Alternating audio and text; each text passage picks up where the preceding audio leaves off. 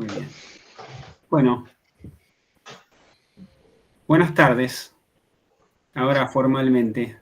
Les damos la bienvenida desde la Cátedra de Psicoanálisis y Educación de la Facultad de Ciencias de la Educación, Universidad Nacional de Entre Ríos. Hoy estamos muy contentos porque nos reúne la presentación del libro Docentes a la Intemperie, el riesgo de educar, del psicoanalista Lucas Méndez. Como les avisé, estamos grabando esta conversación y para comenzar este acto quiero transmitirles las salutaciones de la decana de la Facultad de Ciencias de la Educación, doctora Aixa Boykens, a quien le agradecemos por la disposición y por estos saludos. Y además quiero agradecer públicamente a quienes colaboraron en la organización de esta presentación. Me refiero a las áreas de Bedelía, de Informática y a la Agencia de Comunicación Institucional de la Facultad de Ciencias de la Educación también. Nuestro agradecimiento a todos quienes han colaborado. Un segundo que admito. Muy bien. Bueno, como les decía, estamos desde la cátedra y quiero nombrar a mi compañero de cátedra, Ariel Copoleta, y también al alumnado de la cátedra. Estamos muy contentos de presentar este libro, que creemos que contribuye a iluminar una zona valiosa de la vida pública, nada menos que el campo de la educación inicial, primaria y secundaria, a través de una escucha atenta de la situación laboral y existencial de las docentes y del personal directivo de las instituciones educativas. El autor nos cuenta en el libro que esta escucha atenta de docentes y directivos se dio en el marco de entrevistas psicosociales que, además de su interés intrínseco, tenían como objetivo la realización de diagnósticos institucionales y de intervenciones profesionales en respuesta a demandas institucionales específicas. El libro, que está prologado por Enrique Carpintero, ofrece una panorámica del presente cotidiano de las escuelas de provincia, de algunas escuelas de provincia, y un análisis de la vida inconsciente de esas instituciones que permite reconocer sus normas y sus valores no escritos. Como resultado de 4 años de trabajo con estas instituciones, Lucas explora las fantasías inconscientes compartidas, los deseos reprimidos, nos dice los síntomas organizacionales y también las manifestaciones patológicas de la organización, de las organizaciones educativas. Al revelar la precariedad del trabajo docente, el autor denuncia las condiciones deplorables de trabajo de las docentes y de quienes tienen cargos directivos, el abandono, la desidia, la crueldad incluso a la que están regularmente expuestas. Y en este contexto, la enfermedad de las trabajadoras de la educación se convierte en la norma, porque lo que se ha normalizado es la explotación, y aún diría la sobreexplotación de quienes dedican su vida a educar. En 8 capítulos, que están escritos de una manera muy, muy amena, se tematizan la crisis de los límites, la presencia de la sexualidad infantil en las instituciones, algunos conflictos del abordaje de las cuestiones de género y transgénero, y a través de ellos Lucas analiza las condiciones concretas de existencia de las docentes y también identifica algunos procesos que llevan al malestar y a la enfermedad de estas trabajadoras. Y nos ayuda a comprender por qué la docencia, en sus palabras, se encuentra dentro del grupo de las profesiones que deja más consecuencias, más traumas psíquicos al sujeto que la practica. Una de las claves, transversal a todos los capítulos, reside en la desaparición de los límites. No me parece casual que el capítulo 3, que está dedicado a este tema, sea aquel en el que aparece una reflexión sobre la noción de intemperie que encontramos en el título. Lucas nos muestra cómo se va perdiendo progresivamente la diferencia entre contener y educar, cómo se pierde el límite entre el trabajo y la vida personal o familiar, cómo se pierde el límite entre el lugar que ocupan los adultos y el que ocupan los niños, entre autoridad y autoritarismo, entre el derecho de los niños a ser escuchados y el hecho de otorgarles un poder de decisión sobre temas que los exceden. Y entonces estamos en un escenario tal como si asistiéramos a una dilución de los adultos en tanto representantes de la ley simbólica de la castración. Como una consecuencia de la crisis de la autoridad y de la sobreexplotación normalizada, la educación cubre cosas que no son de la educación. Las docentes y las directivas se sienten sobrecargadas, atendiendo demandas burocráticas crecientes de parte de la institución, conflictos emocionales, familiares y económicos de su alumnado, refieren desgaste emocional, hablan del maltrato y de la violencia que sufren de parte también de las familias y se quejan de que duermen poco, entre otros malestares. Además, cobran salarios bajos o directamente miserables. Las trabajadoras de la educación se encuentran desamparadas, se encuentran humilladas, es lo que encontramos en este libro, humilladas económica y profesionalmente. Y al mismo tiempo llamadas a cumplir funciones cada vez más amplias, delegadas por la familia y por otras instituciones. Y por eso no pueden dedicarse a las tareas para las que se prepararon. Y enferman de modo tan frecuente, a menudo, según nos cuenta el autor en este libro, sin poder comprender qué es lo que les está pasando. Bueno, en esa escuela que describe Lucas, parece haberse roto la alianza virtuosa entre los padres y los docentes, esa alianza que existía en favor de la educación, y en cambio parece articularse una complicidad o una simetría entre los niños y algunos adultos, a menudo de su familia, en contra de la educación. Para cerrar esta breve presentación, quiero decir que a mí me resultó inevitable leer este libro pensando en que los signos de la catástrofe educativa que Lucas registra son en alguna medida, vamos a ver en qué medida, resultados o efectos de la implementación de la reforma educativa de la última década del siglo pasado, la Ley Federal de Educación. Y me parece, y también de las reformas laborales, dos temas que tienen una absoluta actualidad porque amenazan además con repetirse y con profundizarse.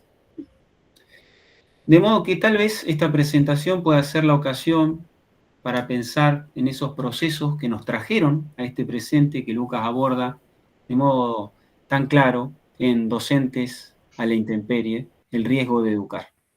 Así que saludo y celebro la publicación de este libro con mucha alegría y le voy a pasar la palabra ahora a la doctora Inés Barrio, que va a decir unas palabras sobre el libro. Ella es médica neuróloga y psicoanalista, es poeta, es directora de la Escuela Rioplatense de Psicoanálisis y Poesía, es docente autorizada de neurología de la UBA. Inés, te escuchamos. Gracias. Muchas gracias. Buenas tardes también ahora formalmente, buenas noches en Málaga y en algunos otros parajes del mundo. Voy a hablar del libro porque es lo que nos convoca, pero un poco contando brevemente una interna nuestra, conversando con Alejandro y también con el autor, con Lucas, sobre el organigrama de esta presentación, nos pareció oportuno que, como era una de las primeras en exponer estos minutos que me asignaron, trajera muy sucintamente un marco de referencia, un contexto donde se inserta la problemática específica de la educación y de la situación tan desgraciada de los docentes y las docentes de nuestro país, pero digamos, en el contexto general de lo que significa, de lo que entendemos de diversas maneras, algunas más claras que otras, como sistema capitalista tardío, o capitalismo financiero, o si les gusta anarcocapitalismo, o si les gusta más capitalismo salvaje, como le gusta a Foucault, más allá del modo eufemístico del llamado neoliberalismo. Entonces, en estas 2 paginitas y media, que para no excederme, porque me parece muy importante respetar los tiempos de exposición de cada uno de mis compañeros y compañeras, voy a leer lo que escribí para compartir con ustedes. En principio siempre es una alegría asistir al nacimiento de un libro. Eso siempre lo celebramos vivamente. En el caso de Docentes a la Intemperie, el riesgo de educar, de Lucas Méndez, se suma el hecho de que, a mi entender, es un libro necesario, porque visibiliza, podríamos decir que expone, incluso denuncia una problemática grave vinculada a la actividad docente, que si bien no es nueva, en el debate a lo mejor podemos compartir alguna anécdota de mis tiempos de neuróloga, donde hacía muchos certificados por enfermedad para otorgar algunas licencias a las docentes, y estoy hablando de hace más de 30 años para atrás. Entonces, la problemática no es nueva, pero también es cierto, como apuntaba Leandro, que ha crecido de manera exponencial en las últimas décadas. El libro tiene la virtud de articular conceptos fundamentales de 2 disciplinas que son el psicoanálisis y la psicología social. Al asunto se va a dedicar más adelante Viviana Dailes Post en cuanto a esa conversación tan rica entre estas 2 disciplinas, pero el libro articula las cuestiones teóricas de psicoanálisis y psicología social con lo que llamamos trabajo de campo. Ese es uno de sus grandes valores, con lo que llamamos experiencia en territorio, vivida por el autor y plasmada incluso en casos clínicos concretos. Pero además de un análisis minucioso de los distintos aspectos del conflicto, ustedes escuchan, hay un ruido de fondo muy intenso, pero no sé... Sí, no sé qué es. Y ahí cesó, algún micrófono que estaba teniendo mucho ruido. Lucas analiza minuciosamente toda esta situación de conflicto, pero es un libro que propone salidas, algunas salidas, ¿no? Parafraseando un poco la metáfora que escogió para titularlo, propone algún refugio para tanta intemperie. Una de las principales condiciones del sistema que padecemos es la violencia. Y es a lo que me voy a referir fundamentalmente, la violencia neoliberal. Cada marco social e histórico determina, o al menos influye fuertemente, en los modelos de subjetividad predominantes de la época. Recordemos las premisas del neoliberalismo, que todos o la mayoría tenemos muy presentes, pero necesito apuntarme para poder continuar. Las principales premisas: la producción, el rendimiento, la competencia y el consumo. Entronizando lo que todos conocemos y sabemos que es la famosa economía de mercado. Lo repetimos permanentemente y lo escuchamos permanentemente, en la que todo pasa a constituir una mercancía. Incluso aquello que fue un valor y que fue un derecho, paradigmáticamente la salud y la educación, también se han constituido en mercancía. Las consecuencias de este modelo son observables y no presentan contradicciones.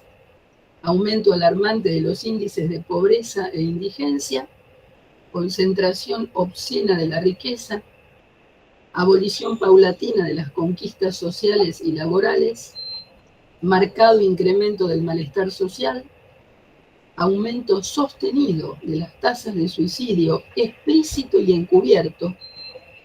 Me refiero a lo que Freud denominó como suicidio encubierto, que es para Freud toda muerte prematura, no accidental, vinculada al desarrollo de enfermedades graves, potencialmente mortales, como una manera del sujeto de salirse de una escena que le resulta insoportable. El mundo se ha convertido en un inmenso mercado, en el que a contramano del progreso sin límites que promete el sistema, asistimos a una inusitada degradación social, a la ruptura de los lazos comunitarios, a adicciones de todo tipo, a adhesiones a diversos fundamentalismos, violencias de todo orden, clasificadas incluso por la psiquiatría, que afecta a las clasificaciones, como doméstica, laboral, de género, escolar, deportiva, institucional, y sigue la lista. Se afirma abiertamente que el triunfo se obtiene en una constante competencia en todos los niveles, considerando al prójimo como un enemigo potencial, en lugar de establecer vínculos solidarios. El narcisismo exacerbado es una de las características predominantes de la subjetividad de la época, priorizando los intereses personales por sobre los de la comunidad. Estas condiciones son transversales a todos los estratos sociales y por supuesto se ven con nitidez en el ejercicio del poder, que incluye condiciones de crueldad. Hay una propiedad esencial del discurso que no se cumple, y es el lugar de la ley.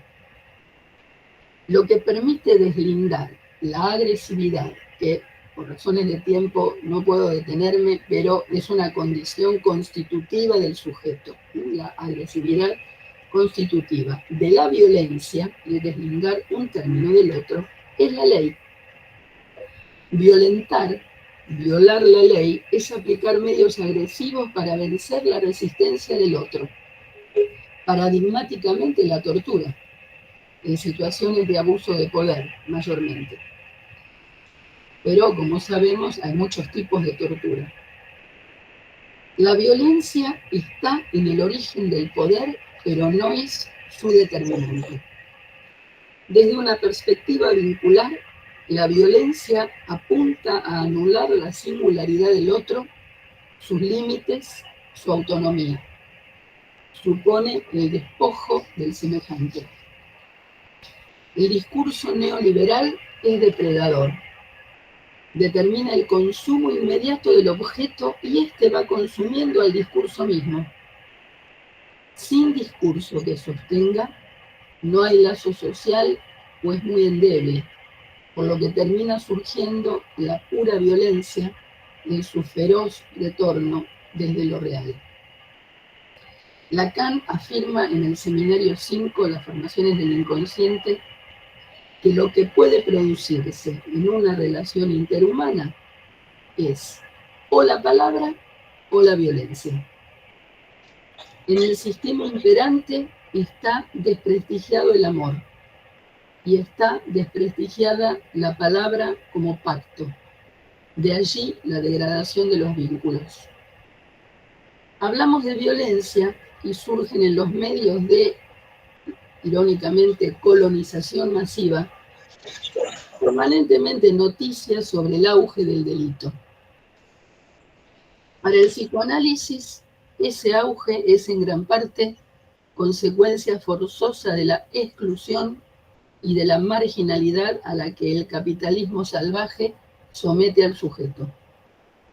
Violento es el cinismo del sistema. Violenta es la banalización del mal. No hay nada más violento que el hambre. En este contexto, donde dominan la frustración y el odio, la delicada y ardua tarea de enseñar, de educar, está en la primera línea de trinchera. Y sus soldados, las y los docentes se cuentan entre sus principales víctimas. De todo esto nos habla Lucas Méndez en su libro Docentes a la intemperie, el riesgo de educar. Muchas gracias. Muchas gracias, Inés. Muchas gracias, Inés. Sí. Muy bien, bueno. Ahora podríamos escuchar, si les parece bien, a Gustavo Biondi. Él es psicólogo social, marplatense. Hace más de 30 años que se dedica a la investigación y a la intervención en grupos y nos va a compartir unas palabras sobre el libro de Lucas. Adelante, Gustavo, te escuchamos. Bueno, buenas tardes, buenas noches.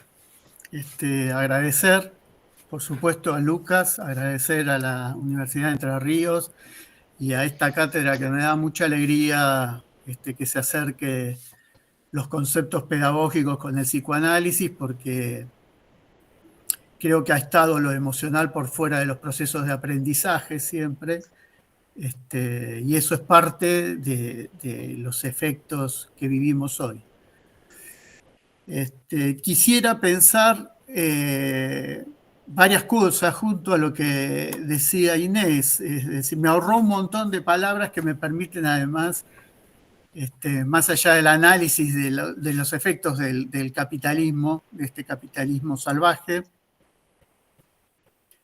contextuar aún un poco más, porque en el momento que Lucas estaba haciendo este libro, yo venía trabajando sobre una pregunta que creo que nos sacudió a todos, es este protagonismo de las derechas extremas en las políticas actuales de la globalización. Así que un poco quizás me pueda extender más sobre eso, pero quiero arrancar también de lo concreto, de esta experiencia que, gracias Lucas por compartirla, que tiene que ver con la experiencia en territorio en un país como Argentina, que ustedes saben el atravesamiento político que estamos teniendo, que yo lo identifico son dispositivos que promueven los rasgos de perversidad, y estamos viéndolo en múltiples expresiones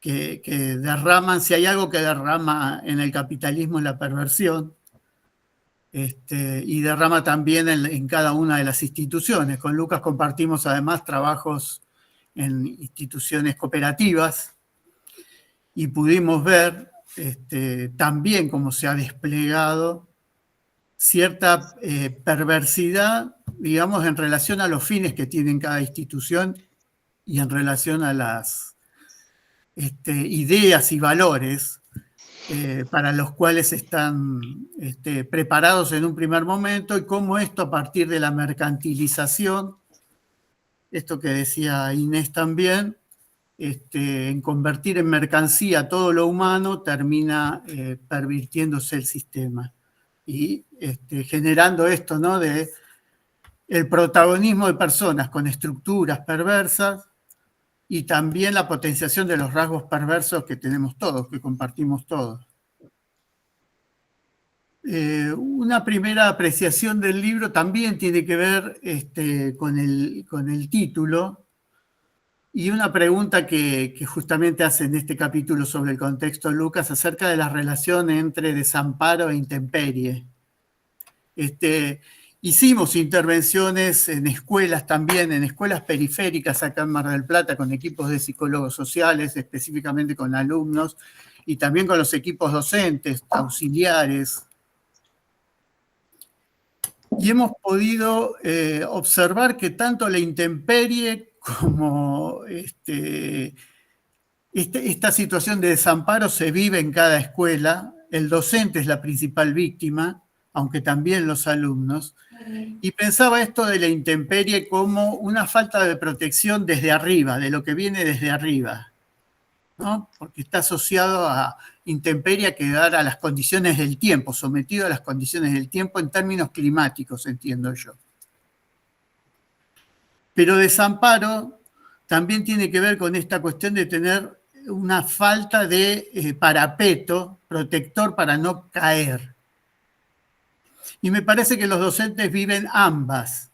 son dos peligros que vienen desde arriba, entendiéndolo, para nosotros los psicólogos sociales, el tema de cómo determina el contexto y la institución, la conducta de sus integrantes es fundamental. O sea, el desamparo por parte de la institución educativa y de cada una de sus organizaciones, o sea, ese falta de cuidado desde arriba para ubicarlo espacialmente, y también la falta de parapeto en cuanto a la realidad de los alumnos y de sus familias. Es decir, ese cuerpo a cuerpo que propone la pedagogía, la educación, y que hay experiencias y ambientes que nos muestran dos tipos de reacciones, o tres tipos de reacciones básicas entre los docentes, ¿no? Hay aquellos docentes que tienen esta frase, dicen, no, mira, este grupo es un desastre, yo voy, doy mi clase y me retiro, ¿no?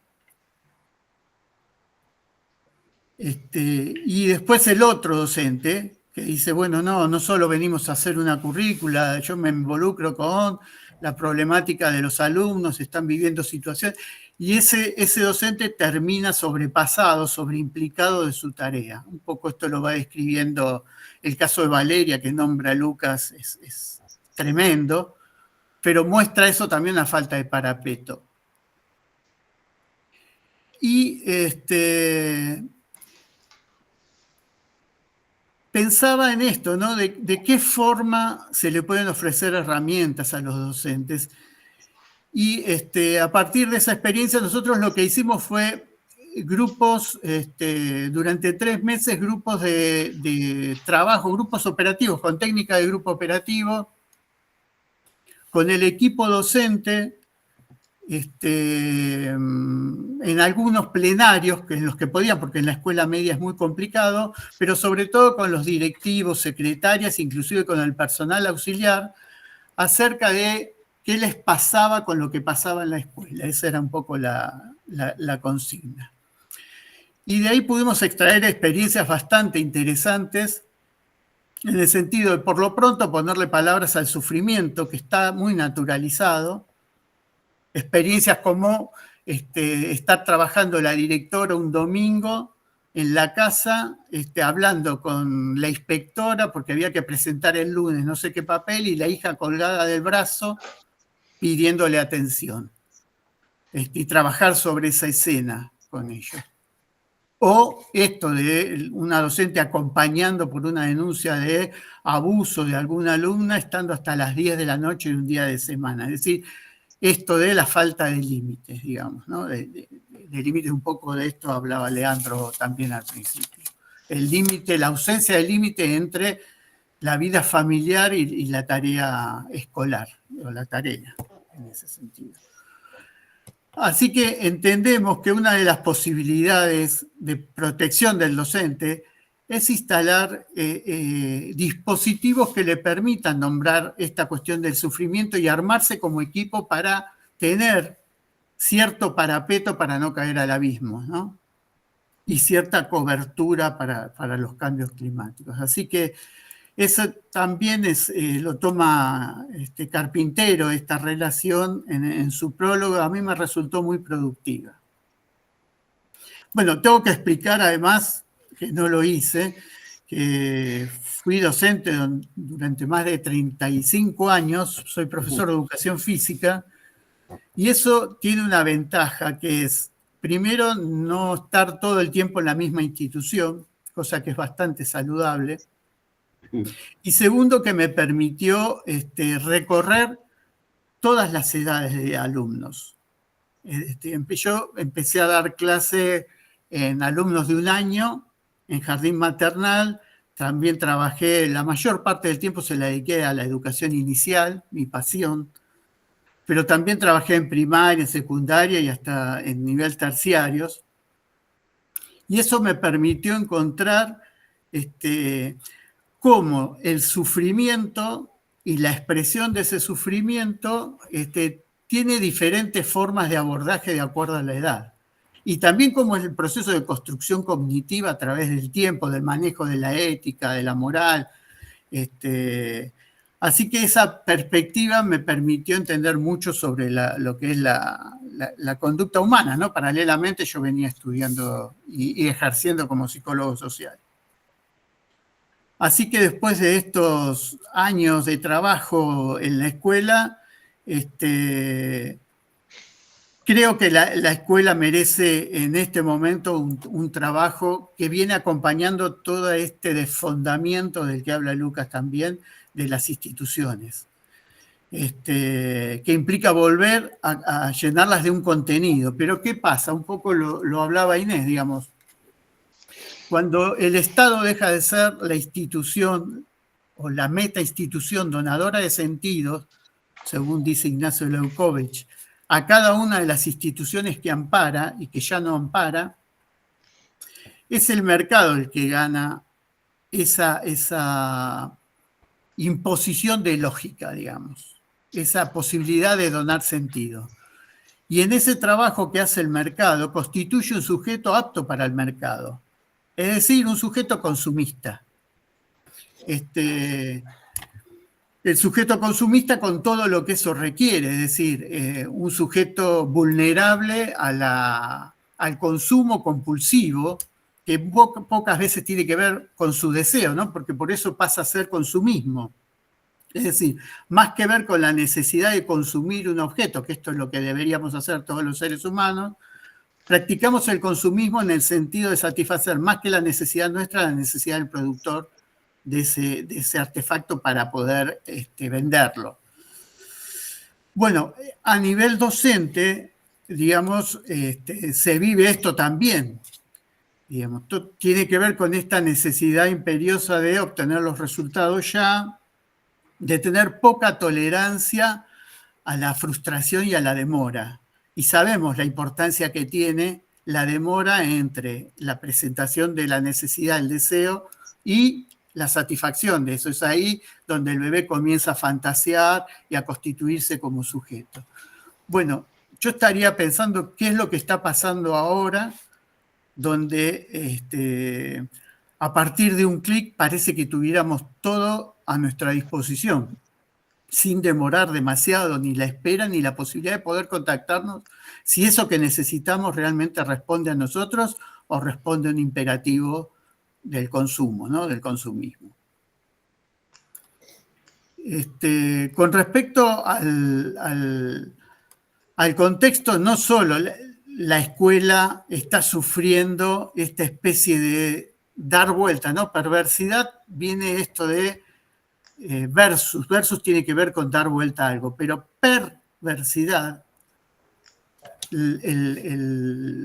la partícula per tiene que ver con una transformación a tal punto que es otra cosa, nos transforma en otra cosa. Y lo que está transformando en otra cosa transforma los sujetos, no en sujetos buenos o malos, sino en otra cosa que es justamente una cosa. Transforma lo humano en un objeto. No voy a entrar demasiado en esto, pero el primero que trabajó fuertemente esto fue Marx en un artículo que para mí es un artículo de psicología social profunda, que tiene que ver con el fetichismo de la mercancía. El proceso de fetichización de la mercancía ha hecho y sigue haciendo, sigue teniendo efectos devastadores para la subjetividad. Y me parece que en ese punto la escuela tiene que empezar a dar cuenta de esa protección y de esas barreras que tenemos que tener para evitar caer en ese proceso de fetichización. En nuestro país, por ejemplo, en este momento lo que se fetichizó es la inflación. Entonces, como está controlada la inflación, supuestamente todo está bien y mucha gente vota a nuestro presidente porque está controlada la inflación.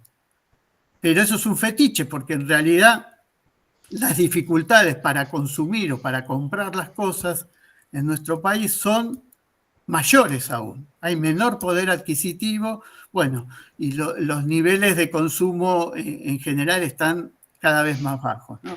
Ahora, como está fetichizado el concepto de de inflación, está todo bien, porque la inflación está controlada. Yo creo que hay algunas palabras que están resonando y que tienen que ver con esto en la escuela de la dificultad de los límites, ¿no? Yo venía pensando, ya habíamos hablado con Lucas de esto, después de las épocas de las dictaduras, a partir del 83, cuando comenzamos con la democracia continua, democracia entre comillas, los padres ejercieron un cuestionamiento muy profundo sobre cómo establecer límites. Ningún papá quería ser un autoritario. Y en ese ejercicio se empezó a dar libertades que antes no se daban, hasta poder entender que hay hasta casi abandono a veces de la función paterna, ¿no? Como un exceso que tiene que ver con, bueno, no se controla, no se acompaña, nada. Es una libertad casi infantil, digamos. Luego de eso, esos hijos que fueron criados en condiciones post-dictadura empiezan a ser padres después de los 90, cuando aparece toda esta cuestión del neoliberalismo, ¿no? Y nuevamente una determinación para mí fundamental de la economía que tiene que ver con la palabra de regulación de los mercados, ¿no? Esta idea de que la ley para controlar los mercados no, hay que desregular. Desregular es sacar límites. Y esa desregulación de los mercados como mandato, digamos, social, también ha permeado en las familias y en la escuela, por supuesto, ¿no? El tema de los límites desde los 90 en la escuela fue el tema de todas las reuniones. Y por eso es interesante, en el libro Lucas, es el capítulo que más páginas le dedica, casi el doble de páginas que a los demás capítulos. Creo que eso es un reflejo de la problemática en la escuela y también de la problemática de una sociedad en la que siempre nos pasamos hablando de la corrupción, ¿no? Hay como un puente directo entre esa burla que se le hace a la ley desde varios sectores y la dificultad de poner límites en las propias relaciones familiares. Yo pensaba en esto de la falta de ley y la falta de justicia en general también, ¿no? Estaba mirando con una de mis hijas un documental sobre la llanura del Serengeti y unos leopardos, creo que eran ochita, que en medio de una sequía la madre con sus 3 cachorros tiene que salir a buscar comida y en ese proceso tiene que abandonar a uno de sus hijos, a uno de sus cachorros. Y pensaba, ¿cuál es la diferencia que hay entre esa cuestión animal y nuestra civilización? Bueno, que nuestra civilización inventó la justicia social. Es decir, es lo que más nos diferencia del reino animal. Justicia social que nos permite asistir a aquel que no tiene. Y es algo que se está cuestionando. En mi país parece ser hoy una mala palabra hablar de justicia social. Además, la palabra justicia social, ¿de qué otro tipo de justicia estaríamos hablando si no es social? ¿De qué estamos hablando? ¿Qué sería? ¿La justicia por mano propia? Esa especie de oxímoron que no es imposible reconocerlo lógicamente. Otra parte del texto de Lucas que a mí me parece importantísimo destacar es el valor traumático que Lucas le da a la pandemia como un catalizador. Y me parece que sí, que la pandemia fue un catalizador que aceleró los procesos de salida del placar de la crueldad humana. Es decir, ya había un proceso iniciado sobre esto, pero la pandemia lo que hizo funcionar estas dificultades que tenemos de relación con uno mismo y además, bueno, con la cuestión existencial de la propia muerte. Eso aceleró la posibilidad de ver los rasgos de locura en cada uno de nosotros, ¿no? Acá vi una una serie de cosas de WhatsApp que se llama Gente Rota, que los invito a verlo, porque muestra qué le pasaba a la gente en propia pandemia, ¿no? Es una caricatura que se hace sobre audios reales de WhatsApp. Y esa posibilidad de hablar de la gente rota creo que tiene que ver también con el tipo de presidente que hemos elegido, ¿no? O con los presidentes que vamos eligiendo. Porque no es solo un fenómeno argentino, sino creo que hay gente rota que deposita y se identifica con líderes rotos. Esos son los líderes que tenemos. Por lo tanto, sí me parece muy importante esta idea de la pandemia como un catalizador. No sé cuánto tiempo me queda, Leandro, si estamos sí, ahí. Si podés ir cerrando, Gustavo, Bueno, sería ideal. Listo.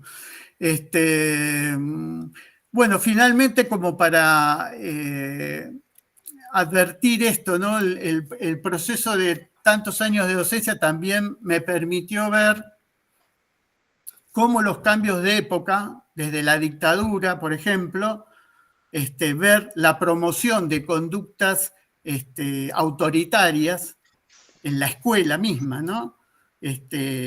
Dejaron de tener tanta promoción y repetición pasada la dictadura. Pero ahí nos encontramos con otro proceso ya iniciado a partir del neoliberalismo de los años 90, con estas formas cada vez más perversas que tiene que ver con cosificar lo humano.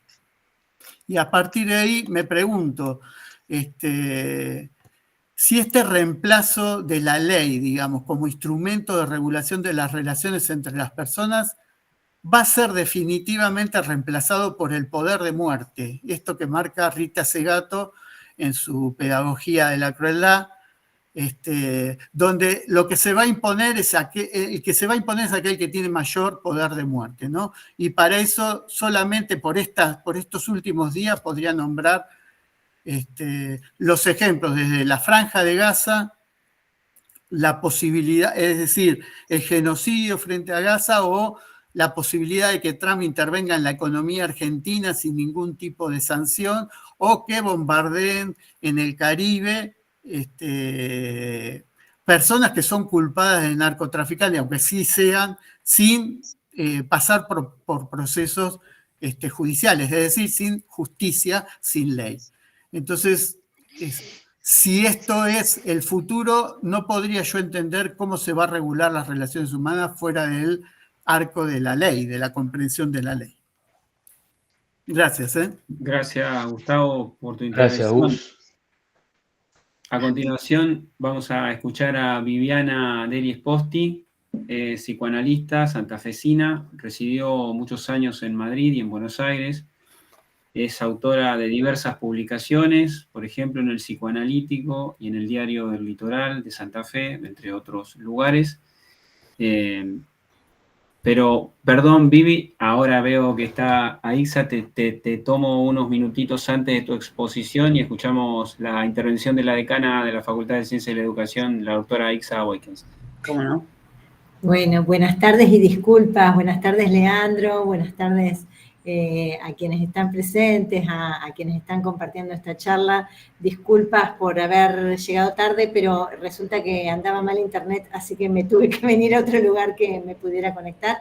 Simplemente quería agradecerles por esta actividad y agradecerles, bueno, por estos conceptos que creo que son muy indispensables para ayudarnos a pensar y a no asumir esto que estaba diciendo recién respecto al poder de muerte que nos preocupa tanto, en el sentido de que seguimos trabajando y pensando en una sociedad humanista y donde la universidad tiene un lugar clave o queremos que lo siga teniendo, ¿no?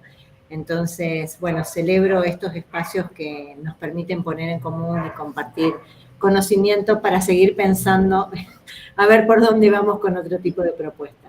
Simplemente eso, agradecerles y bueno, y valorar mucho de este tipo de propuestas. Muchas gracias. A usted. Muchas gracias. Gracias a usted. Muchas gracias, Aixa. Bueno, ahora sí le doy la palabra a Viviana, entonces, Deli Esposti, como decía, psicoanalista santafesina. Te escuchamos, Vivi. Buenas tardes. Bueno, este es el objeto, el bonito objeto que estamos comentando.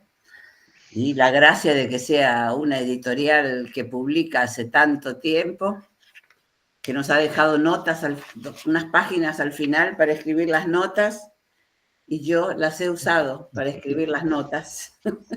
Qué bien, qué bien. Me ha parecido una invitación a que mi ejemplar quedara unido a la reflexión que voy a intentar compartir. Son reflexiones surgidas a partir o durante el trabajo que hizo Méndez, su intervención para la que fue convocado, y también experiencias de la lectura del efecto de esa intervención y del efecto de una escritura, ¿no?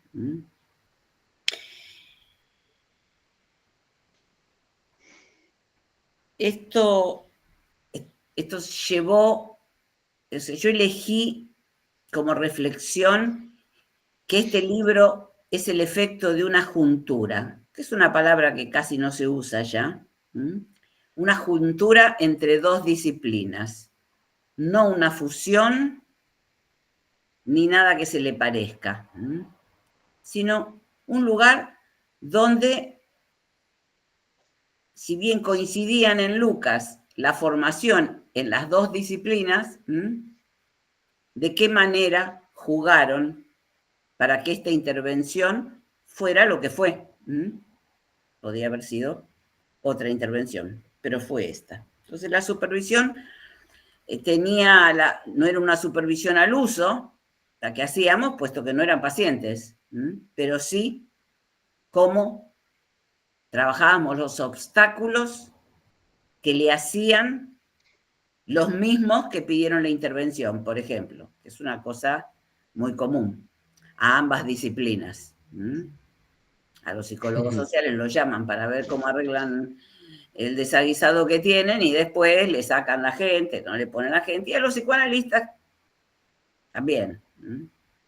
Los psicoanalistas de niños, por ejemplo, que tienen que lidiar con el niño y con la familia se lo lleva para que arreglen algo y cuando el chico empieza a salir, le sacan el chico. Entonces, los obstáculos, entonces no eran pacientes, a pesar de que hay muy buenas viñetas clínicas en este libro. Entonces, es un libro que es efecto de una juntura de dos disciplinas que a veces conversan bien. Esto quiere decir que no se agreden y que no se boicotean.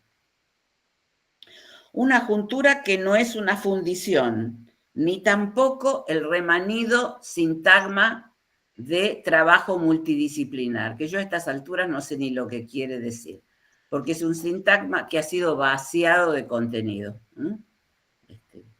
como consecuencia seguramente de todo esto que mis compañeros expusieron, ¿no? Ambas disciplinas permiten abrir preguntas y Méndez pudo soportar que no hubiera respuesta para todo. ¿Por qué? Habría de haberlas.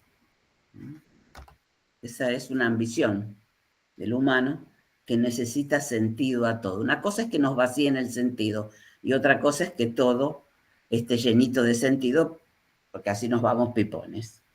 Ni fusión ni cierre. Preguntarse no es interrogar y esperar respuesta. A los médicos, a los psicoanalistas y por lo harto que muestra este libro, a los docentes y a los directores de escuela, se les pide que sepan por qué, para qué, cuál es la solución. Y a veces no tienen ni papel higiénico en los baños. Entonces, es la solución de un problema si le tengo que decir al chico con qué se puede limpiar la caca porque no hay papel. Los docentes trabajan hace muchos años a la intemperie. Las generaciones se renuevan, pero los métodos y los presupuestos no. Para la empresa acometida, se pusieron en relación la psicología social y el psicoanálisis. Hago hincapié en este poner en relación, porque las cosas no están en relación hasta que uno las pone en relación, hasta que uno las hace trabajar juntas. La psicología social y el psicoanálisis son dos instrumentos con los que el autor contaba cuando lo contratan y dio sus frutos, de los cuales este libro es uno de ellos. Esta juntura dio una singularidad especial, que es diferente, muestra la diferencia y las usa a favor de lo que es, por ejemplo, la entrevista psicosocial, que es tan importante para recabar los datos que recabó, y la interpretación psicoanalítica que pudo hacer, ¿no?, en un trabajo, no sé si simultáneo o a posteriori. No se abordaron pacientes. Hay un caso que expresamente cuenta Lucas, que se trató siempre a nivel de la dirección. Se hablaba del caso, ¿no?, pero con el equipo directivo. ¿Qué podían hacer, qué no podían hacer, qué podían hacer, ¿no? No hay manera de no recordar a Freud tratando a su Juanito a través del papá de Juanito. Freud nunca vio a Juanito, y sin embargo es uno de sus 5 casos célebres. Acá hay un trabajo que requiere claramente los implementos de la psicología social para hacer esto, porque no es tampoco un grupo terapéutico lo que hizo, no lo es, y cómo pudimos, ¿no?, inferir situaciones con el instrumental analítico. Esto es una puesta en relación, a esto me refiero. Y que dio esta singularidad tan interesante. La lectura que se permite de términos que se usan como si fuese de suyo. Por ejemplo, hace ya años, ¿no?, supongo que Biondi lo sabrá más, que se utiliza la palabra integrar. Esto no es un fenómeno argentino ni latinoamericano. Esto, por lo menos en lengua castellana, en España, que es donde yo residí mucho tiempo, fue un boom la integración. Integrar, contener. Entonces, al final, termina siendo, muchísimas veces, ¿no?, un conjunto de buenas intenciones, ¿no? Porque integrar no es que todos compartan pupitre en el mismo aula, ni que tampoco que los dejen afuera. No están ni afuera ni adentro. Esto necesitaba una teorización, necesitaba una formación de los docentes sobre qué implicaría eso. Al no haber esa formación, la inmensa mayoría de las veces lo único que se consigue es levantar los prejuicios. Los prejuicios de los padres que dicen, mi hijo se retrasa porque ponen al retrasado. Y además las palabras empiezan a ser asquerosas. Las palabras que se usan frente a las buenas intenciones de integrar y contener son de lo peor de uno mismo. O sea, no teorizar en serio no hace más que levantar los prejuicios, pero no levantarlos en el sentido de superarlos, sino de hacerlos aflorar. Eso que uno no se atreve ya a decir, va y lo dice, ¿no? Es muy evidente en los casos que cuenta el libro, ¿no? Cómo, ¿no?, ese caso de las casitas, solo había una casita y sin embargo todos hablan de las casitas, no se puede verificar que haya casitas, no se sabe qué cuernos son las casitas, y sin embargo, ¿no?, todo esto unido a que estas instituciones estaban en pueblos chicos, en ciudades chicas, en pagos chicos, donde el prejuicio es el tema de conversación de la Plaza del Pueblo, o sea, pero eso es así, eso es así. Entonces, que ya saben de antemano que cuando denuncien, ¿no? O llamen a los padres para decir algo, el padre va a sacar al chico del colegio. Lo va a sacar. O sea, cuando le vas a intentar buscar una solución, van y te lo birlan. Son muy difíciles de erradicar los prejuicios. No integrar tampoco soluciona el problema. ¿Por qué? Porque se lo dejo al entorno familiar. Y el entorno familiar tampoco tiene con qué, ¿no? Porque la respuesta que da, por ejemplo, el neoliberalismo, bueno, es que si vos sos una familia que tiene un discapacitado, bueno, es un problema de tu familia, que tiene un discapacitado como quien tiene un enfermo de cáncer. Bueno, pero es que no es lo mismo, ¿no? Porque el enfermo de cáncer, en todo caso, tiene, ¿no?, el lado de la medicina. Entonces, tampoco. Entonces, ahí yo creo que no se han encontrado respuestas porque en realidad no se han abierto preguntas. Porque cuando no hay formación, hay deformación, dice Méndez en el libro. Y cuando hay deformación, en todo caso se contestan frases hechas. Es un hacer como que se hace, pero no se hace. Y eso es un problema porque no transforma. O sea, no transforma. O sea, si yo hago algo, se supone que busco transformar algo, que muevo algo, que muevo una ficha. Acá, este pedido de intervención que le hacen vino después de una dejación sostenida, donde los hechos que toman el escenario son graves, muy graves. Son graves, puesto que hay varios suicidios en una misma aula, a una misma docente, a varias docentes de una misma institución.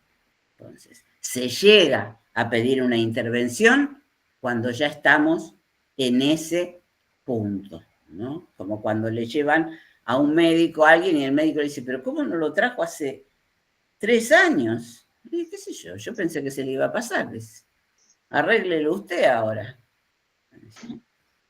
Hay una dejación sostenida. Eso lo muestran a las claras las entrevistas, las encuestas, las entrevistas psicosociales y las encuestas que se pasan, y la interpretación. Ahí la psicología social es la que da el instrumento, claramente. Leer un drama que a la vez está pintado, está fundido en los cuerpos de las docentes, que enfermaron ante el terrible drama de esos suicidios de niños o adolescentes en sus aulas. Hubo muerte prematura de esos niños y hubo muerte prematura como efecto de eso en las docentes. Hubo muertes de más, una cosa que todos nos vamos a morir. Todas esas muertes están de más, ¿por qué? Porque están fuera de tiempo, están provocadas por una situación psicosocial.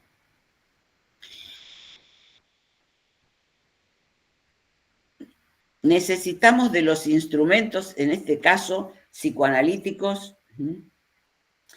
para pensar esa enfermedad, ¿no? Cuando llega y Méndez se encuentra con esa especie de hospital ambulante, ¿no?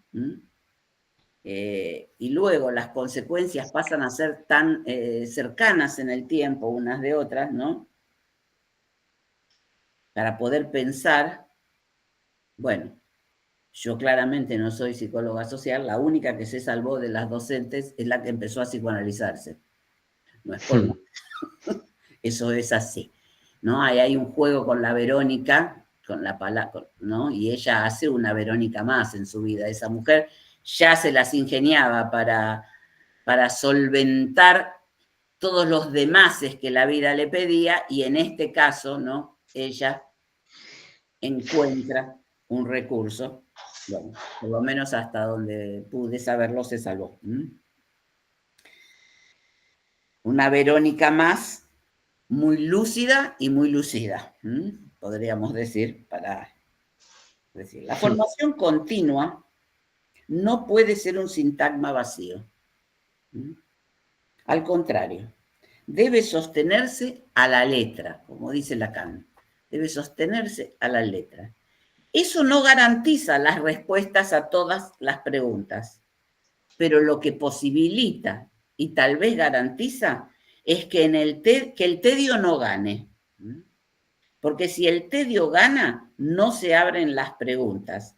Y las preguntas son el verdadero motor de una interlocución entre saberes, entre profesionales, entre familia y docencia.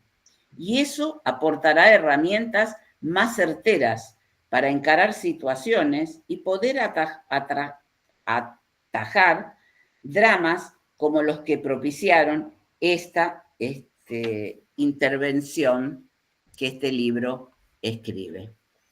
Entonces quiero felicitar a Lucas por haberlo hecho, también por haberlo escrito, porque eso nos da las posibilidades de que nosotros también nos abramos preguntas, ¿no? Sobre estos temas. Y el psicoanálisis, yo siempre digo que los consultorios dan un muestreo pequeño en cuanto a las cantidades, ¿no? Pero dan un muestrario exhaustivo.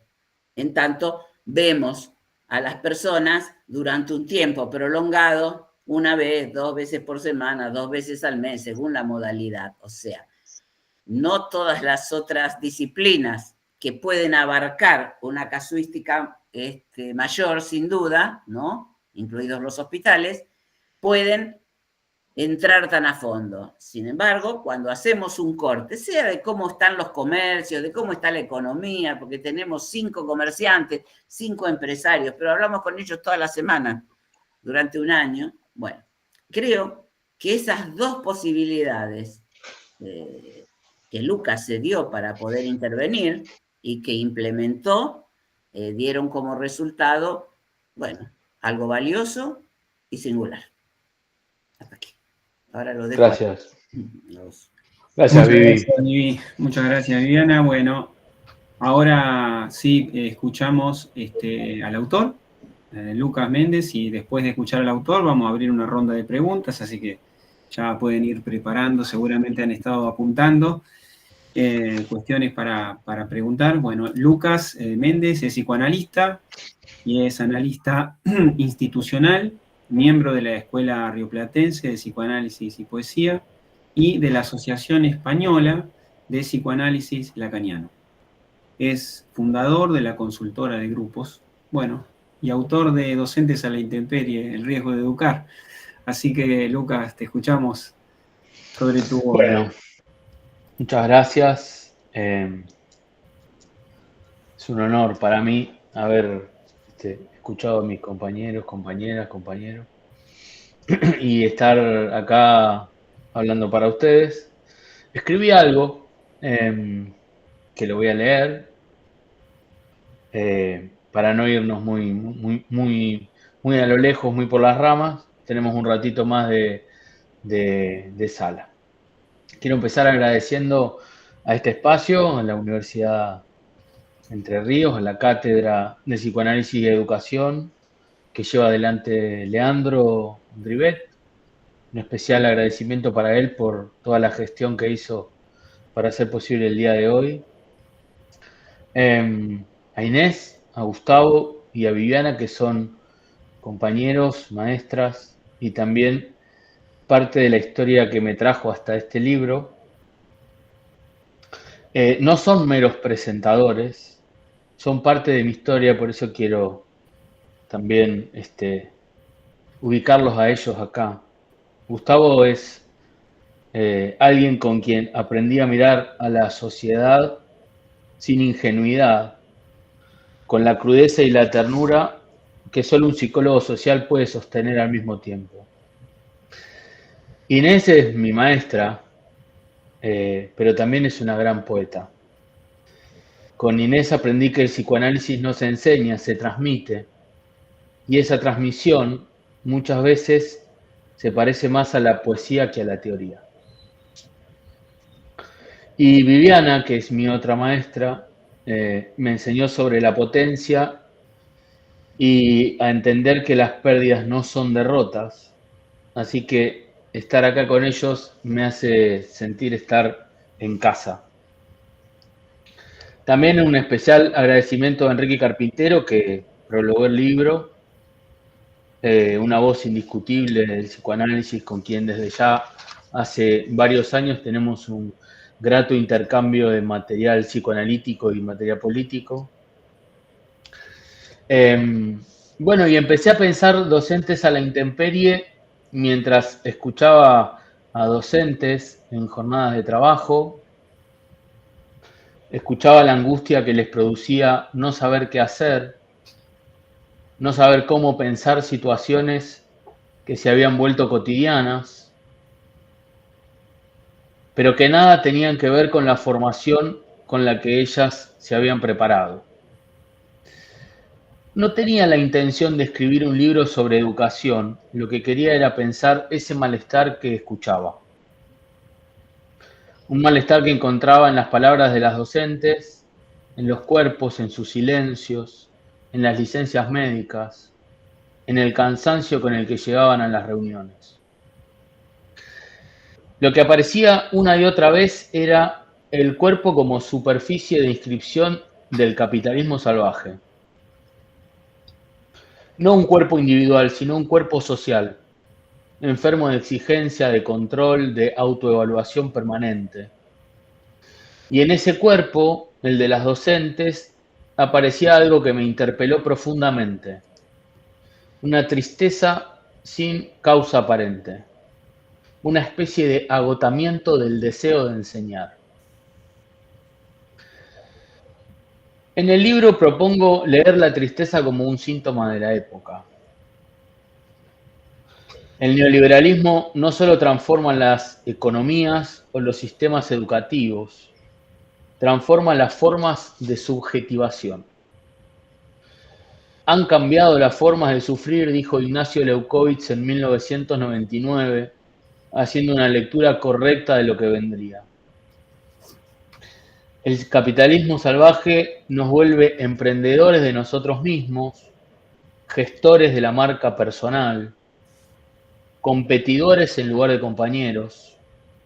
Y cuando esa lógica se mete dentro de la escuela, que debiera ser un lugar de lazo, de palabra, de espera, lo que se produce es devastación simbólica. Ahí es donde el psicoanálisis me ofreció un lenguaje para pensar lo que estaba viendo. Ese sufrimiento que no es una enfermedad, sino un modo de defensa frente a lo insoportable de esta época. Por eso digo que Docentes a la Intemperie no es un libro sobre el burnout docente. Es un libro sobre cómo el neoliberalismo enferma el deseo de educar. La intemperie del título no es una metáfora poética, es una condición subjetiva. Los docentes están a la intemperie cuando el Estado los abandona, pero también cuando las instituciones ya no ofrecen amparo simbólico. A la intemperie de un discurso que dice, si no podés con todo es porque no te esforzás lo suficiente, a la intemperie de los mandatos de productividad, de la autoexplotación, de la evaluación constante. Y frente a esto, el cuerpo empieza a hablar. Dolores, contracturas, insomnios, angustias. Yo diría que el cuerpo docente es hoy una batalla, un campo de batalla política. Ahí se inscriben los efectos del sistema neoliberal, que no solo precariza el salario, sino también el deseo, la palabra, el tiempo y el lazo. En las entrevistas que realicé para el libro a docentes de distintos niveles y contextos, ahí se repite algo muy conmovedor. Todas, en algún momento, se sienten culpables. Culpables de no poder más. Culpables por faltar, por llorar, por enojarse, por no tener ganas, como si el cansancio fuera un delito. Y ahí me parece que el psicoanálisis tiene algo para decir. Porque la culpa es el modo más eficaz del control del sistema. Porque si el sujeto se culpa, no se organiza, no se revela, no se cuestiona, cree que el problema está en él, no en el sistema. Y eso lo deja solo, aislado y fragmentado. Por eso el libro intenta devolverle al sufrimiento su dimensión política. Mostrar que el síntoma no es solo individual, sino social, y que puede ser leído como una forma de resistencia. Hay una frase que me acompañó desde que empecé con el trabajo. El docente es un subversivo que todavía cree en la palabra. Me parece que eso resume el corazón del libro. En un tiempo en donde todo se mide, se contabiliza, se evalúa, enseñar sigue siendo un acto profundamente político. Porque enseñar implica apostar al otro. Implica sostener una transferencia, un lazo, una fe en que la palabra puede tener efecto. Y eso en este tiempo es casi revolucionario. Docentes a la intemperie es una forma de agradecimiento a esas maestras y profesores que incluso enfermos siguen yendo a la escuela, que siguen planificando, inventando, sosteniendo, a veces con uñas y dientes, un espacio de humanidad en medio del desamparo. Esas docentes son para mí una figura ética, las que sostienen el lazo social cuando todo alrededor se desmorona. Y hay algo más que tiene que ver con la escritura, con el modo de escritura. Yo no quise escribir un ensayo académico. Quise escribir un texto que respirara, que tuviera voz, cuerpo, ritmo. Ahí es donde aparece algo de la poesía, creo. Inés, que es poeta, además de psicoanalista, lo sabe muy bien. La poesía y el psicoanálisis trabajan con lo que no se puede decir del todo. Y eso fue lo que intenté, darle forma a lo que no cierra, a lo que queda sin resolver en la experiencia docente. Porque lo que no cierra también enseña, y ahí es donde me encuentro con Viviana. Lo que no se puede nombrar también pide palabra. Si tuviera que sintetizar el recorrido del libro, diría que va de la intemperie al lazo, de la soledad al grupo, y ahí aparece Gustavo, de la enfermedad al deseo de volver a decir algo. Y ahí aparece una salida posible, la grupalidad como forma de cuidado. Lo colectivo como condición para sostener el deseo. Porque como decía Pillon Rivière, todo sujeto es sujeto de grupo. Y cuando un grupo se rompe, el sujeto se enferma. Por eso cuando trabajamos con docentes, lo primero no es curarlas ni diagnosticarlas, sino acompañarlas a rearmar ese lazo que las sostiene, que las hace poder decir, yo enseño, incluso cuando el sistema las invisibiliza. Para ir cerrando, quiero decir que Docentes a la Intemperie no es un libro pesimista. Es un libro que nombra el dolor, sí, pero también la potencia. Porque en cada entrevista, en cada relato, hay una fuerza enorme, la de seguir creyendo en el otro. Freud decía que educar, gobernar y psicoanalizar son 3 profesiones imposibles. Pero yo agregaría algo. Educar hoy es un acto de esperanza. Una esperanza lúcida, sin ingenuidad, pero esperanza al fin. Y en ese riesgo, el riesgo de educar, se juega la posibilidad de seguir siendo humanos. Así que les agradezco de corazón por acompañar este libro, por leerlo, por hacerlo circular. Y gracias a las docentes que me enseñaron que incluso en el medio de la tormenta, siempre hay alguien que sigue abriendo la puerta del aula, aunque adentro también llueva. Hasta acá. Ahora abrimos a las preguntas. Muchas gracias, Lucas. Bueno, Gracias felicitaciones, gracias a vos por tu trabajo, por tu libro. Vamos a abrir a las preguntas. Leo primero una pregunta que llegó hace un momento y después le pasamos la palabra a Gregorio. Una pregunta que llegó de Virginia Petrella, preguntaba cuáles son las posibles salidas, las formas en que es posible construir un nuevo artesanado para el ecosistema educativo, para que el ecosistema educativo deje de estar a la intemperie, qué otras junturas, diálogos, conversaciones de aprendizaje se necesitan entre distintos campos de conocimiento para accionar arquitecturas, artesanados que mejoren el estado de salud y potencien lo que sí funciona en las escuelas. Tenemos entonces esa pregunta y después varias manos levantadas, Lucas. Podemos responder todo, ¿no? Mis compañeros, Inés, Vivi, Gustavo, Leandro también, podemos responder. No me Desde luego, pero me parece que las luces están sobre vos. La primera es sobre las formas de léeme la primera, lo primero que leíste. Lo primero dice, ¿cuáles son las posibles salidas? Las formas en que es posible construir, dice, un nuevo artesanado, supongo artesanado, ¿no? Para el ecosistema educativo, para que el ecosistema educativo deje de estar a la intemperie. Y lo primero que se me viene a decir es la trama vincular. La trama vincular y la potencia de la formación, como dice el libro, la formación,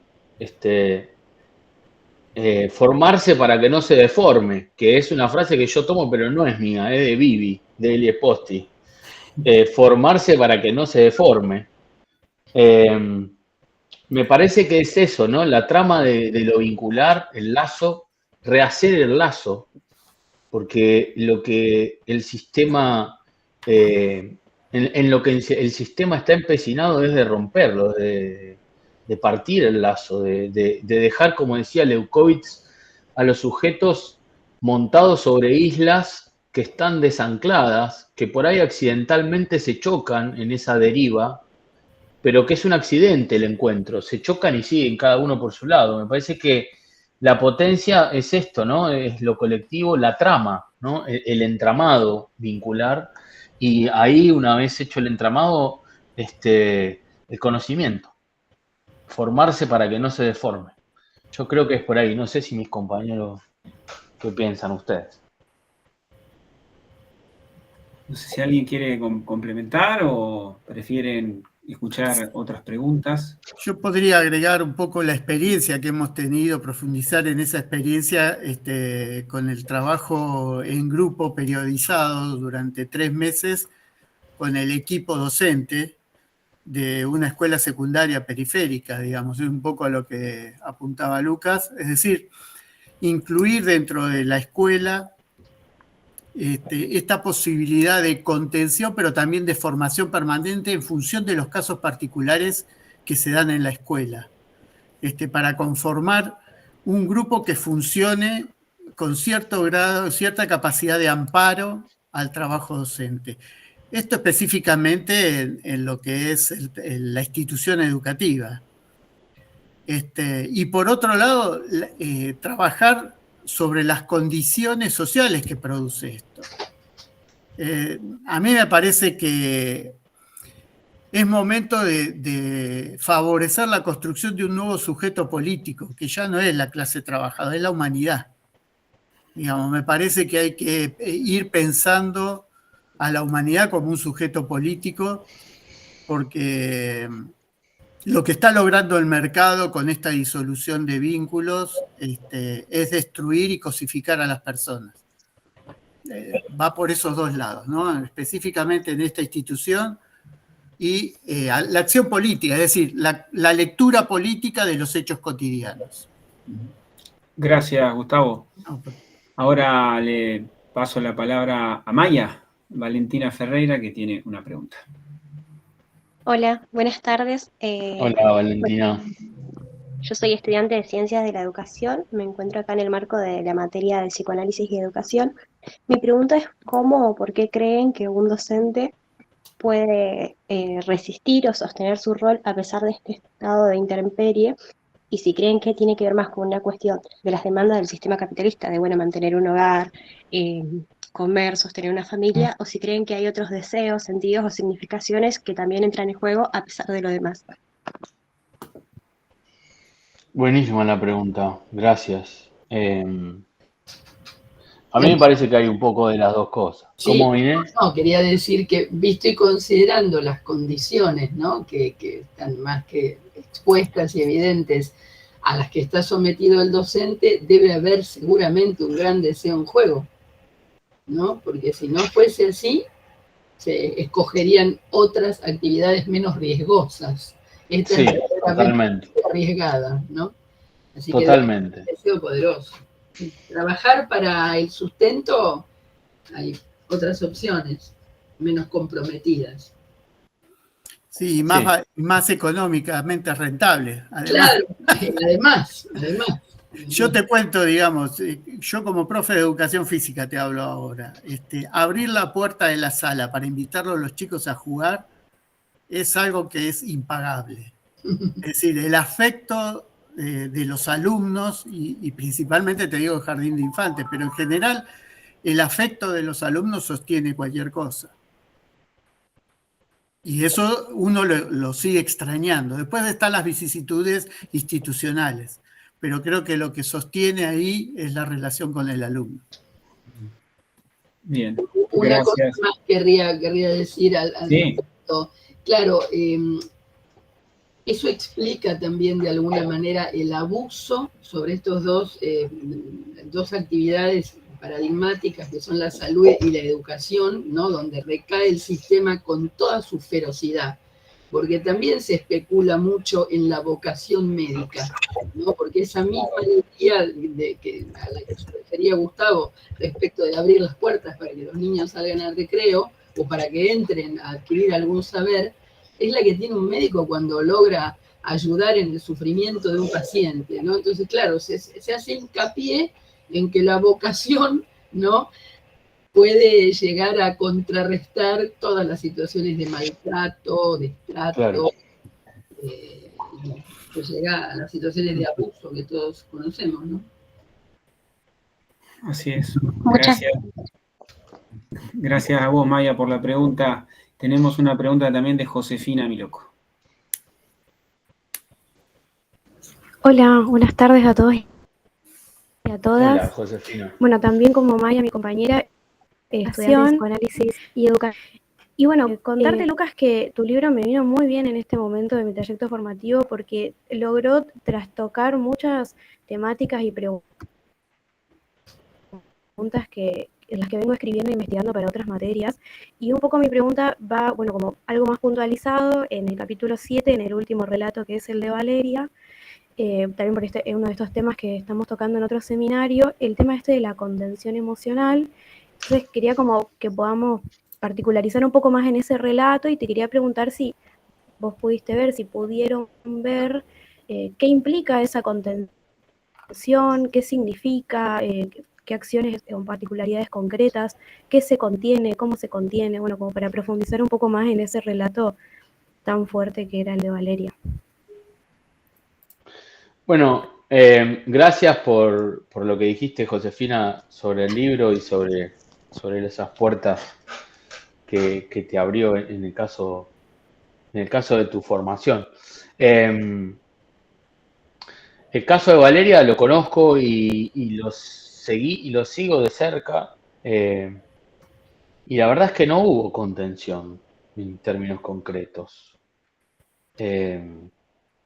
De hecho, esa docente terminó en una situación judicial con la institución. Si es a eso a lo que te estás refiriendo, ¿no? A la contención, vos decís, de parte de la institución, ¿esa es la pregunta?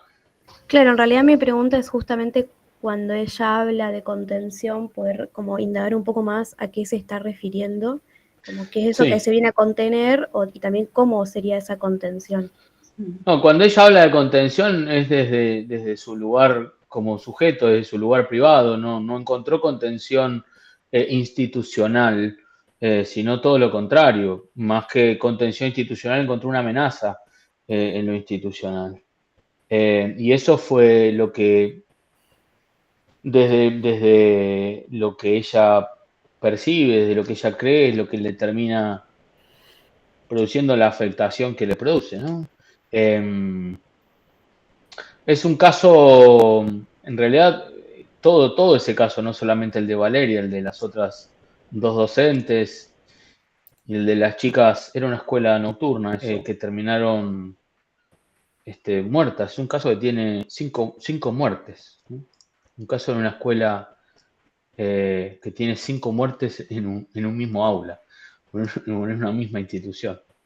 No hubo contención y en general no encuentro o no encontré que haya habido contención institucional, muchas veces por el desconocimiento, porque no se sabe cómo, y muchas veces porque el Estado en el lugar de hoy se ha convertido en una cosa muy burocrática, en una máquina burocrática que lo único que pide es demanda, ¿no? Demanda trámite, demanda papel, demanda... hay un artículo que se hablaba mucho en el caso de este jardín que fue tomado por los padres, artículo 39 decían, en el jardín, que era un artículo que los ponía de baja, ¿no?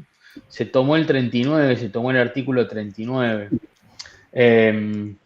Justamente desde ese lugar desde donde tiene que partir la contención y el cuidado, había una cosa amenazante. Entonces, no soy portador de buenas noticias en ese sentido.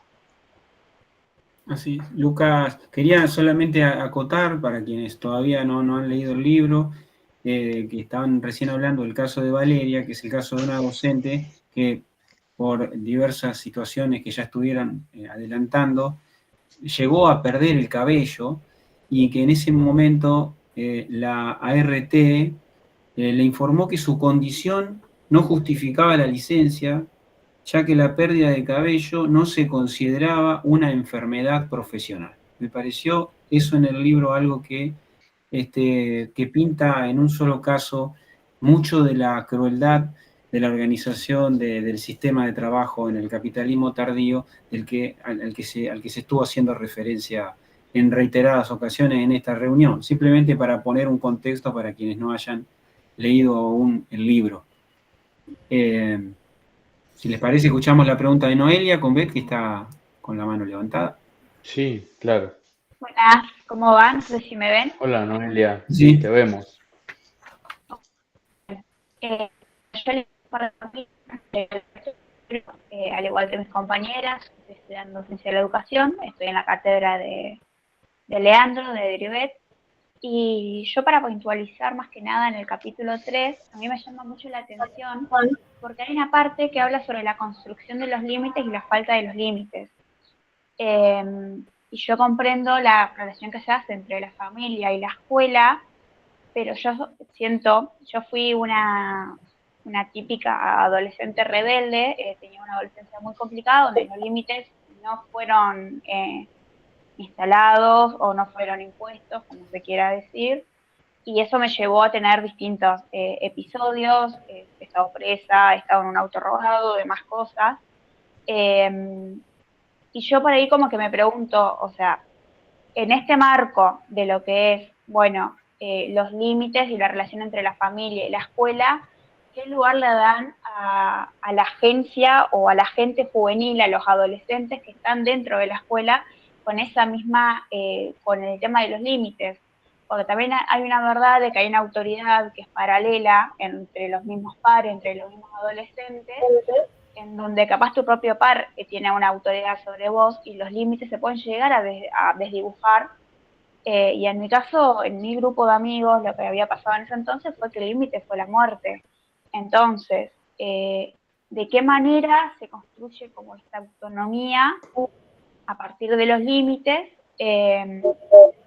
Y por ejemplo, bueno, por ahí una de las preguntas que yo tengo anotada es como, bueno, ¿qué se hace o cómo se interpreta cuando el límite es como por ahí presentado como una exigencia de respeto, como una exigencia y no como una...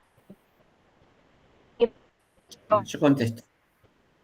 Mi análisis. Yo en un momento de mi juventud, tenía 14 años, tuve que declarar a la policía que había robado unas cámaras profesionales. Perdón, Noelia, vos sabés que ahora tenemos dificultades para escucharte, se está entrecortando mucho. Está planteado. Pero, sí, pero la primera parte ya dejó al menos un par de preguntas. Si te parece, damos lugar a la respuesta, porque se está entrecortando mucho tu voz. Ok. Me vino a la mente un verso de Vicente Alexandre que dice: quien se limita, existe. Entonces, no tener límites no te hace más libre. Tampoco exactamente una rebelde. Te hace una efusividad, una manera de responder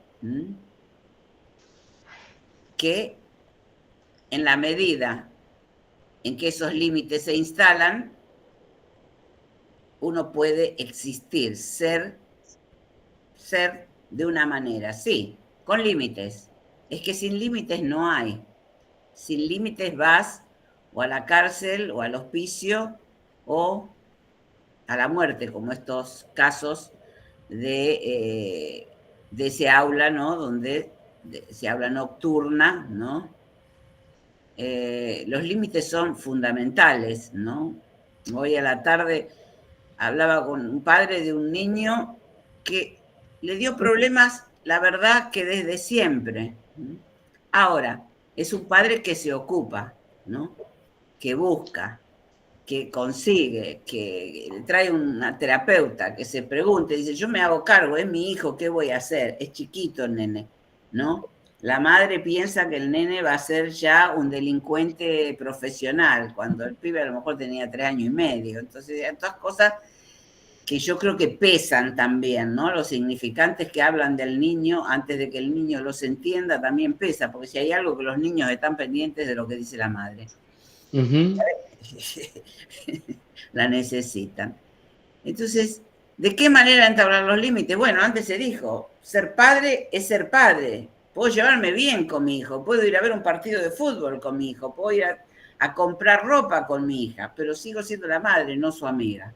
Y es una frase que pasó a tomar una existencia enorme. Yo soy amiga de mi hija, yo soy amigo de mi hijo. No, yo puedo tener una buena relación, ¿no?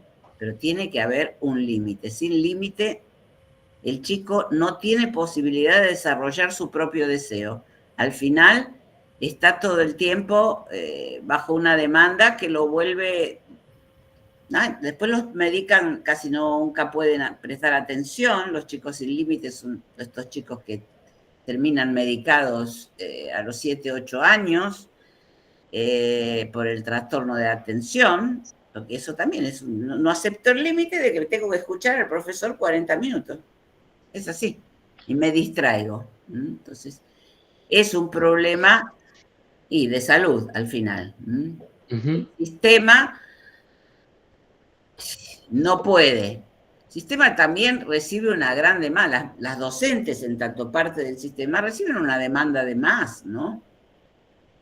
Y por eso yo usé la palabra dejación en la presentación, porque ese caso total, hubo dejación, hay muchos prejuicios sobre los chicos que van a estudiar en la nocturna, muchos prejuicios.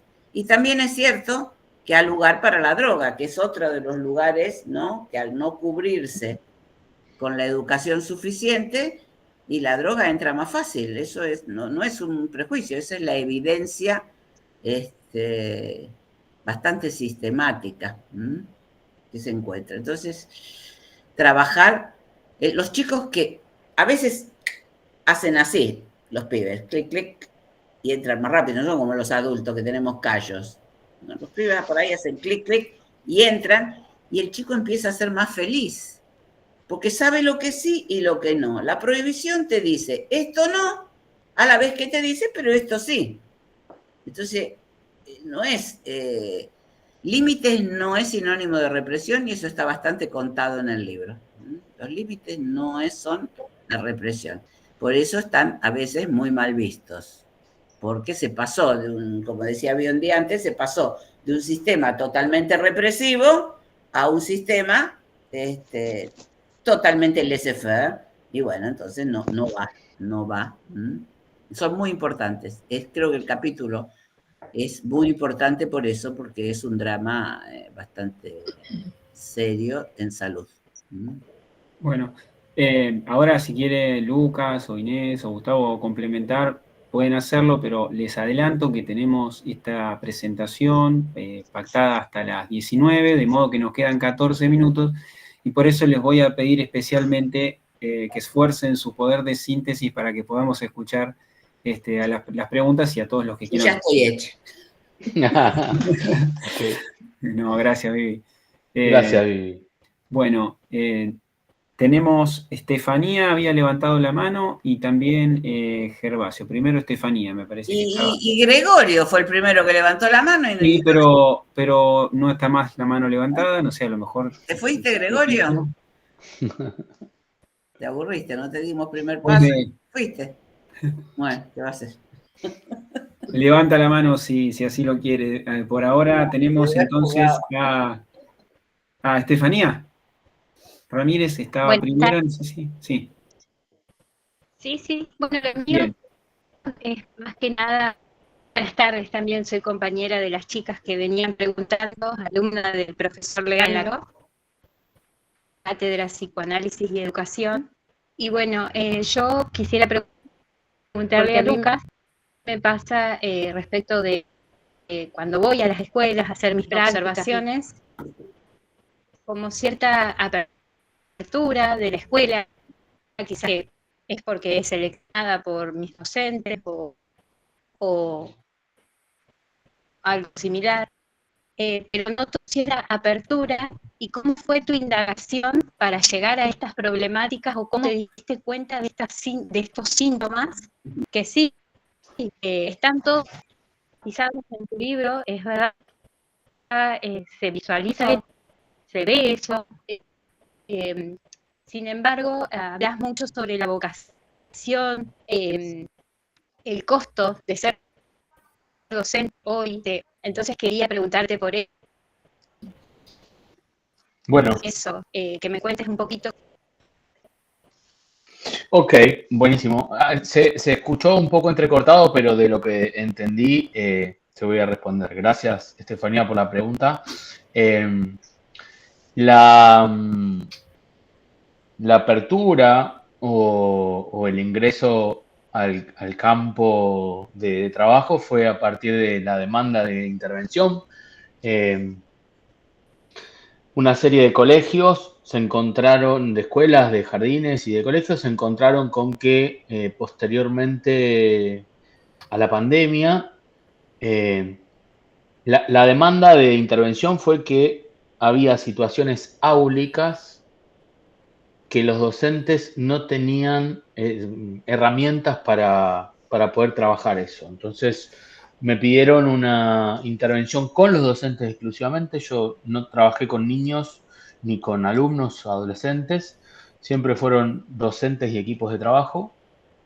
Así que la apertura de los colegios, de las escuelas, de los jardines fue a partir de esto, ¿no? Una demanda para trabajar con docentes en la generación de herramientas áulicas de supuestamente situaciones que habían aparecido post pandemia.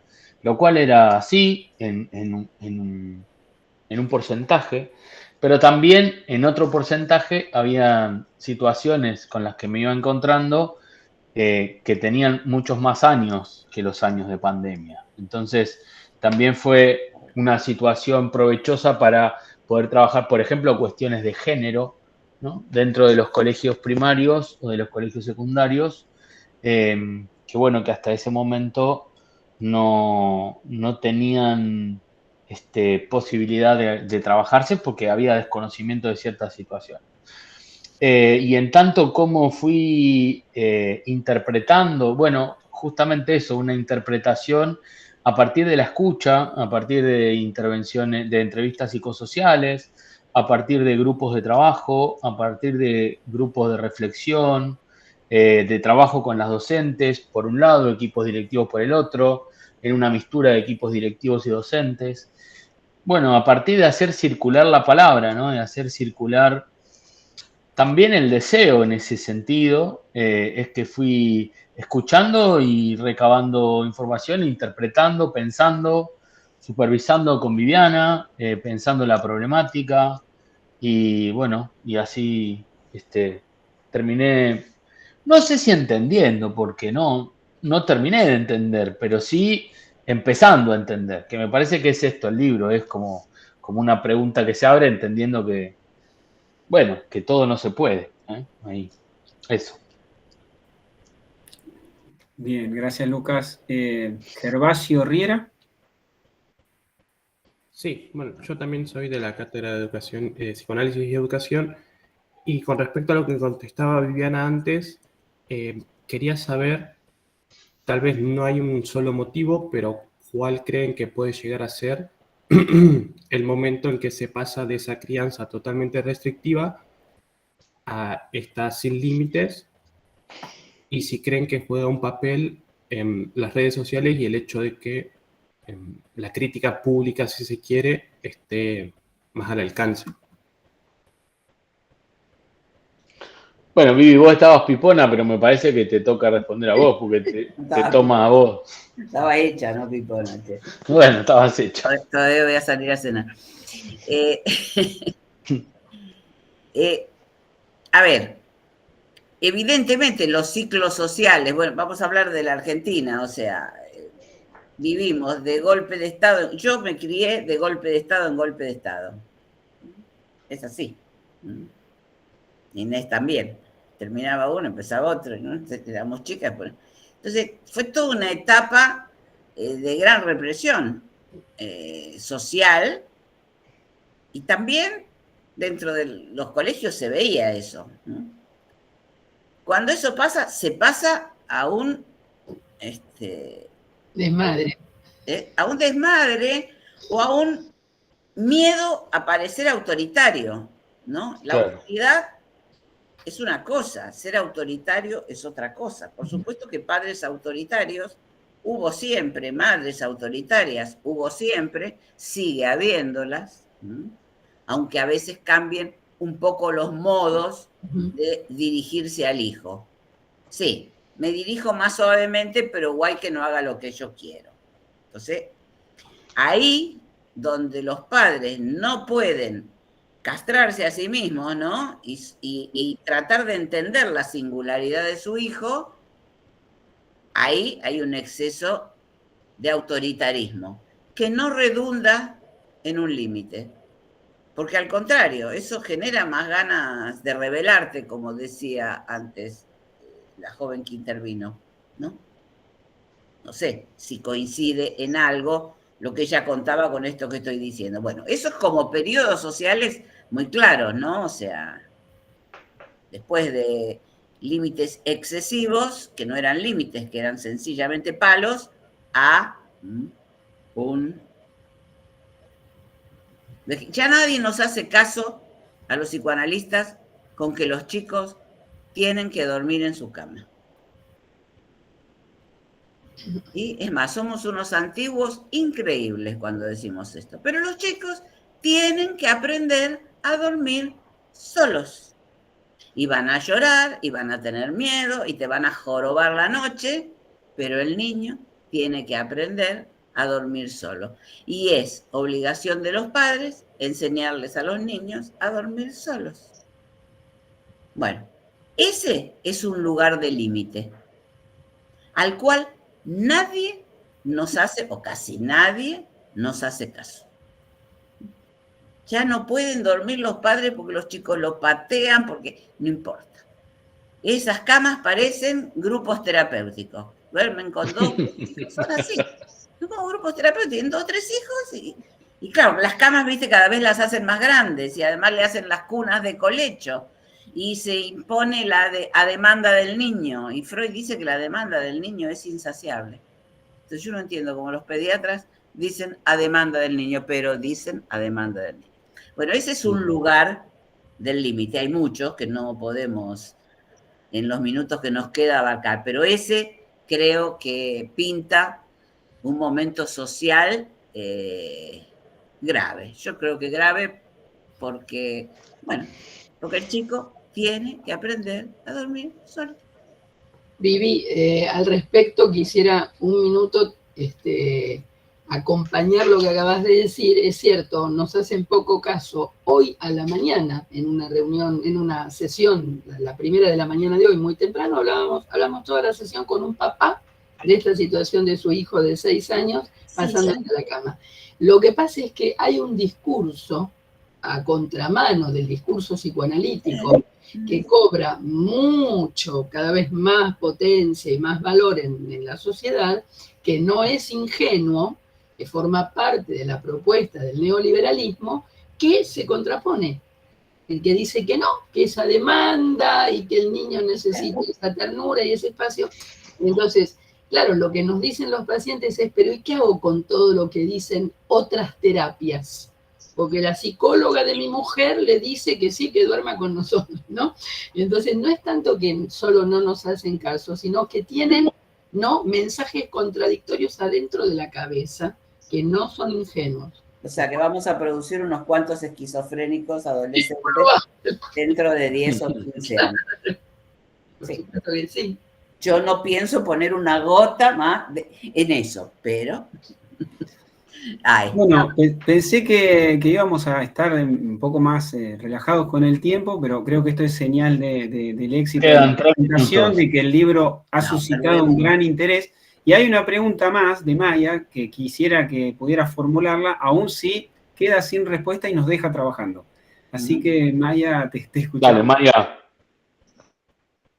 Bueno, esta vez mi pregunta es para Lucas, y es si sentís que el libro representa lo que querías transmitir, o si crees que hay cuestiones que se abrieron o que quedaron por fuera, como para seguir trabajando o para escribir una parte 2.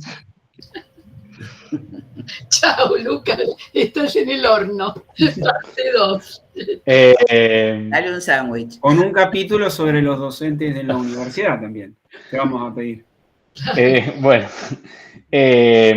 a mí me parece que el libro tiene un trabajo con el que yo estoy muy conforme.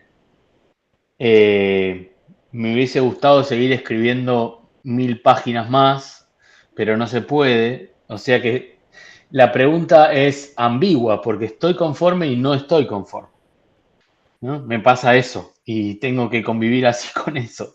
Me parece que lo que escribí está representativo de lo que vi. Hay mucho más para escribir, ojalá que haya mucho más libros como este y muchos más autores pudiendo escribir lo que ven y lo que interpretan. Y bueno, y es como el inicio esto, ¿no? Si hay más para escribir, sí, hay mucho más para escribir, no solamente en docentes, hay más para escribir, qué sé yo, en tantas cosas. Me queda un minuto, hasta ahí te respondo. Gracias. Porque si no, después no puede cerrar. Tenés que saludar. Gracias, quiero agradecerles a todos antes de que se corte en nombre de la Cátedra de Psicoanálisis y Educación, de la Facultad de Ciencias de la Educación, de la decana que dejó sus saludos. Muy felices y muy agradecidos por esta presentación. El mejor de los destinos al libro. Y bueno, conversaremos nuevamente en alguna otra instancia. Gracias. Bueno, gracias a todos. todos, a mis compañeros y a todos los presentes. Muchas Muchas gracias, muy Bravo, agradecido. Lucas. Bravo, bravo. Gracias. Bravo, Lucas. Espectacular. Gracias. Un abrazo grande. Muchas gracias.